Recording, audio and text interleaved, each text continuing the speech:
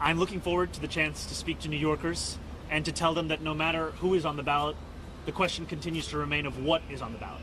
And our vision is one of a future that New Yorkers can afford. And I've heard from New Yorkers across the 5 boroughs that this crisis of affordability was not simply specific to the Democratic primary. It's one that Republicans are feeling, independents are feeling, unaffiliated voters are feeling, newly registered voters are feeling. And the chance to speak to all of those voters about how our plan to freeze the rent, to deliver universal childcare, to make buses fast and free, it's true for every New Yorker, no matter their political affiliation. And I look forward to being on that stage with the architect of that affordability crisis, Andrew Cuomo himself. Yeah. We're reaching the most challenging. Gotta get you a jacket or a sweater. I know. We're reaching the most challenging phase of the class size law, where no matter how many new teachers you hire, you have hundreds of schools that are just too crowded, don't have the space. There does not seem to be the kind of mass building happening that would get us to compliance in 2 years. One of the only quick ways to do that is considering capping enrollment in those in-demand schools. Is that something you would consider? And if not, what is your plan for those really old schools? You know, the issue that you bring up is sadly one that's not specific to education. We've seen time and time again this mayoral administration look to make it nearly impossible for the next one to fulfill so much of the laws that we are inheriting. And my first order of business will be to exhaust every single option we have in front of us. Last I checked, there are about 111 vacant positions in the School Construction Authority. How can we say what the fastest speed is of construction when we have positions that are intentionally being left vacant within that very entity? And so my job is going to be fill those positions, make it clear that we have a law that we have to follow through on. And I've appreciated the ways in which this chancellor has looked to fulfill that law in ways that have both required creativity and ingenuity. Now it's also important to have those ways be backed up by a mayor who is looking to actually utilize the capital budget and public capacity to ensure that we're fulfilling the law. Yeah, Katie. Oh, hi, I wanted to ask you, there's been a significant shortage of paraprofessionals. I think, I forget the exact number, but I wanted to see if you wanted to address how you would address that shortage. I know the union has called for a larger pay raise that goes against the pattern of the labor agreement, but I don't know what your take is. I'm going to forget the exact bill number. 1,600. It's by, I think Keith Powers introduced this. This would create a $10,000 supplement for paraprofessionals. I think it's critically important. And I support it in the primary. I continue to support it today. And the reason I do is that we have an increasing number of vacancies of paraprofessional positions within New York City.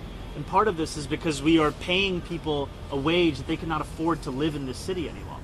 And so I think that that continues to be a critical way of meeting that need. So you should support the Powers bill to give like a $10,000 bonus? Yes, yes it is. I'm just wondering whether, given the fact that we have this law that says we have to have smaller classes, and the estimates are that we need as many as 12,000 teachers. 1,000 teachers a year seems to be a drop in the bucket. How will you get to that level? How will you find the money to pay them? And how will you find the money to provide the tuition and other support to attract people to the school? This is but one step that we are taking. Right? We have seen estimates of 7,000 teachers needed over the next few years, estimates as high as you're saying of 12,000. And what we need to do is every single year be expanding the capacity of teachers that we're hiring. This program, which would hire 1,000 teachers additionally every year, would cost $12 million. We will pay for that by saving additional money that we're currently spending in close to $10 billion in contracts. When I speak about these contracts, I'm also speaking about a system where you'll find different school districts procuring the exact same thing from sometimes the same vendors, sometimes different vendors. And without operating at the economy of scale that's possible in a city agency that is the most funded of any in New York City, we are losing money. And that is what we will actually bring with our focus on DOE.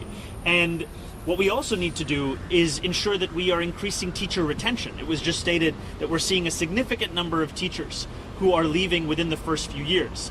Part of that is ensuring that we're actually investing in teacher centers, which have been proven to be effective in not only mentoring teachers, but providing them with additional skills. Another part of that is also ensuring that we're increasing funding for a number of initiatives that ensure that teachers are not having to dip into their own pockets to get supplies for the classroom, which I hear no matter what school that I'm visiting.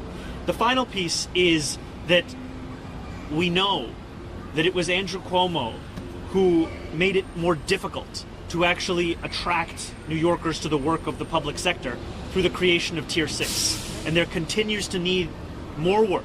And I'm proud of the work that has been done, but there is more work to be done to ensure that we continue to make this the most appealing job that a New Yorker could have. If I could just follow up on Morgan's question. Tomorrow's debate is going to be the Western politics. You have two people going to try to kill you. So what's your strategy? I hope you'd stop them. Well,